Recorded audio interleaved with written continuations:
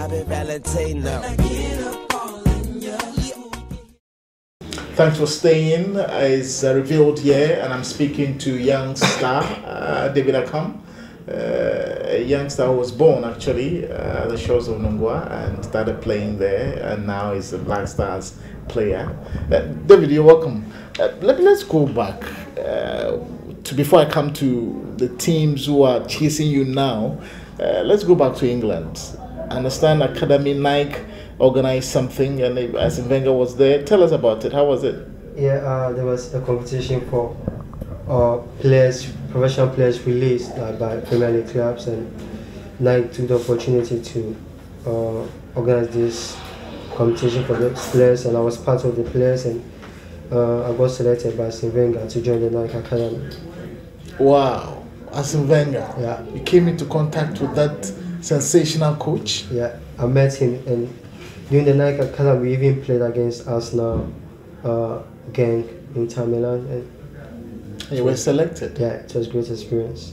For many of you who started with building a campaign on Facebook, there's only going to be 4 of you that's going to make the cut. You've got the chance now for it to be you. I wish you every luck, gentlemen. Make the most of it.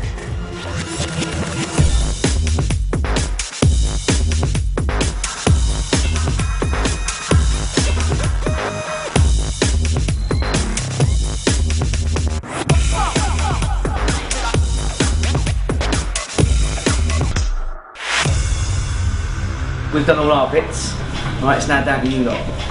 Don't come off that pitch thinking, I wish I'd have done this, I wish I'd have done that. Because at the end of the day, boys, everyone that's in here, 4 boys are getting chosen.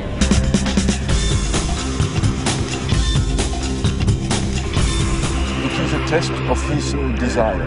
How much do I want to be somebody, how much do I want to be a player.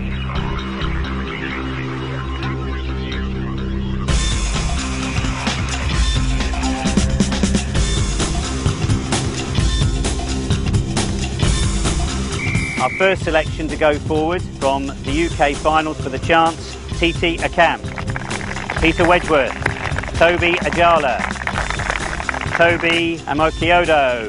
In January the competition will be really much harder than today, much quicker, much tougher as well, so prepare well. At the end of the day it's important to come in January and play with belief. Great experience for you in England. Yeah. Yet it was difficult for you to stay there. Yeah, still the work permit was difficult. The work permit was difficult, so you went to Sweden to play. And you're saying that, look, if you want to build your career as a youngster, you think it should start from leagues like Swedish League before you probably, when you're up to standard, then you come to England and stuff, isn't it? Yeah, that's what I think. If you want to build yourself confidence and develop well, then you have to start from that league. We understand your league is on break now, but there are suitors chasing you here and there. You want to see off your contract, or you think you have to leave Sweden?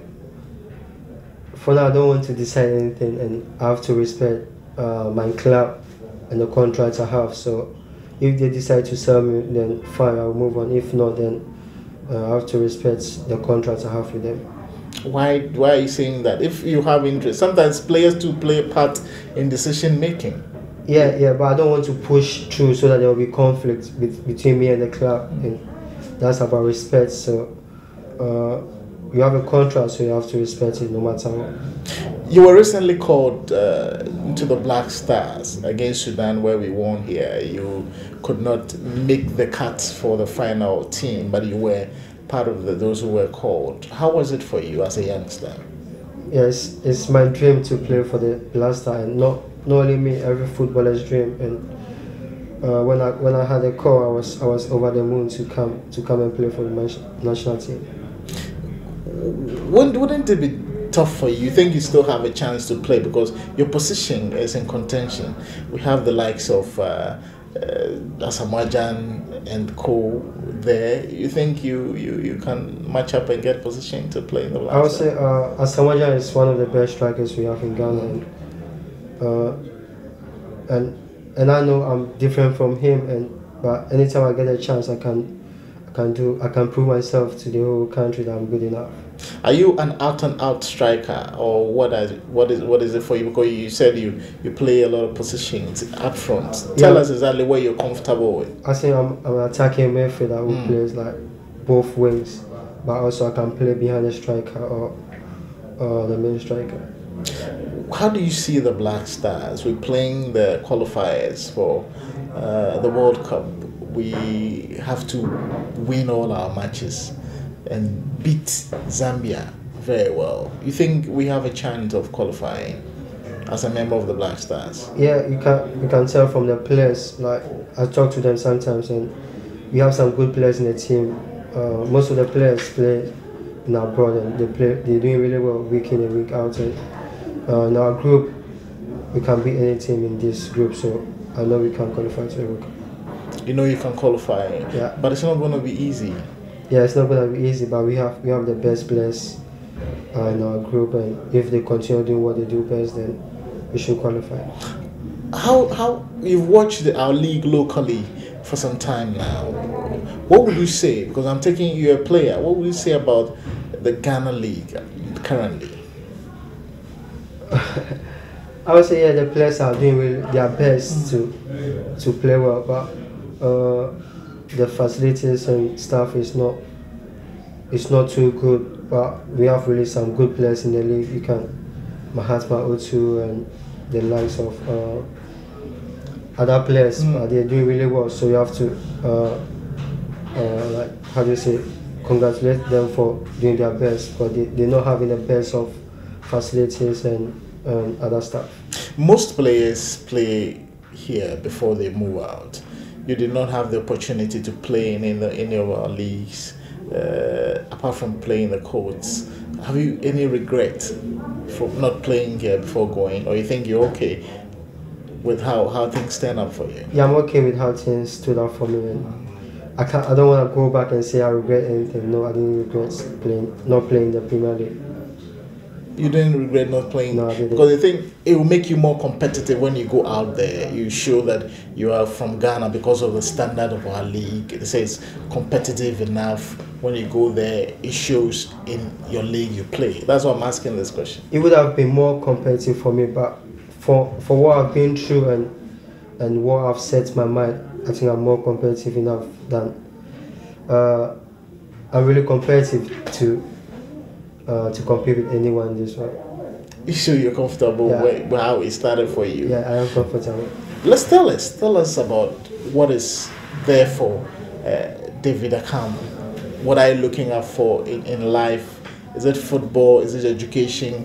What exactly it is for you?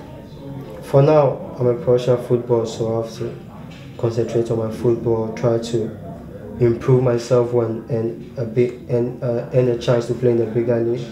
But also I have my mind on the future, about education and what I want to do in the future. So let's talk about a bit of you having your mind on education, what you want to do in the future. What exactly will you want to do apart from probably the degree you have? Do you want to continue educating yourself? Because you said, look, you have 10 years to play competitive as a footballer. Yeah. After that, what?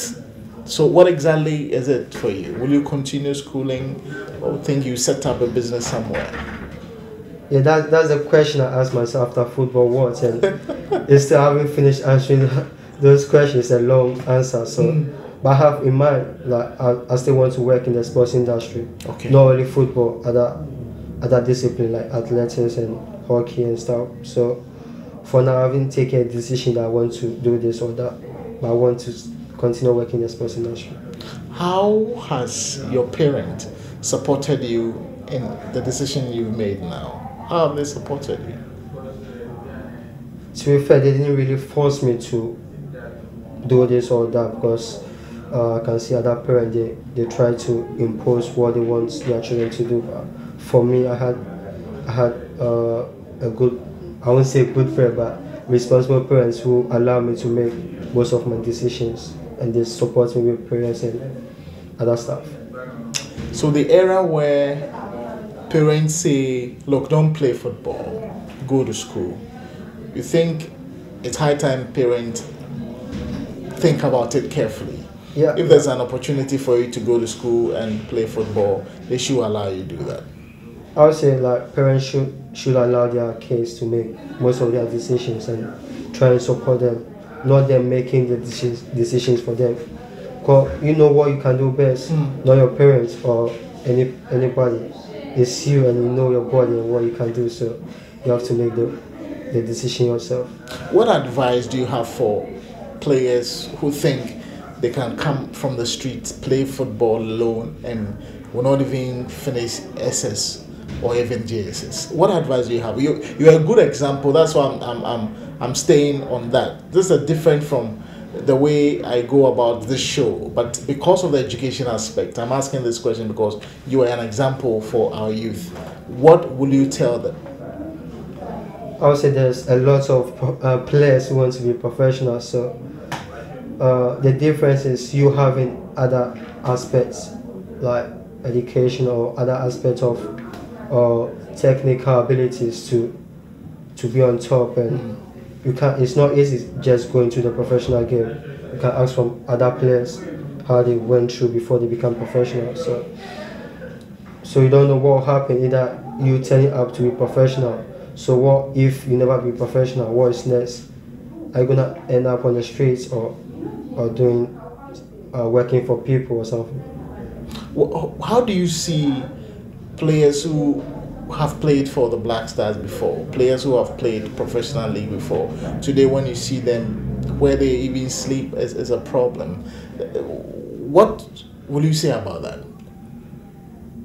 To be fair, I don't really know much about those players, but at the moment you see people have visions, and anytime they get paid, they try to do investments and savings. So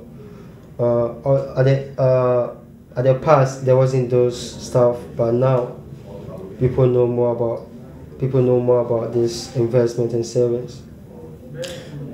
Wrapping up, what is the vision for Accam now? For now, I'm trying to develop as a footballer and a person, not just footballer. I'm trying to develop as a person, an individual person. And if you develop all aspects of your life, then football is not just playing football, it's about your life, professional, and how you interact with people and stuff. So if you develop all that aspect, then you should be okay in life. Let me push you. You're not married, are you? No, I'm not married. I'm single. Oh, we are single. Yeah. What do you like most? Like, what are your likes and dislikes? What will make you angry? What wouldn't make you angry? Most of the time, I prefer to be alone. Try to have my quiet time, read, play FIFA. So during that time, I hate people trying to distract me. Okay, distraction. You don't like it. But I understand the ladies worry you a lot. I don't know about that. Charlie, it's wonderful talking to you. It's wonderful talking to us. As a youngster, the focus actually for me, when I heard that you're going to school, you had a degree, and you still want to play football, the interest was to also use you as a yardstick to advise the youth who are into doing different things, music, who are into singing, who are into doing a lot of things, including football, who think they can do those things alone without playing or without going to school. And you are a good example. And it's been wonderful talking to you. David Accam was my guest on the show, and it's been interesting because the focus actually is education and talent, and if you can combine the two, especially a footballer, and that's key. This show was brought to you by MTN everywhere you go. Next week we'll be back with another personality. Bye bye.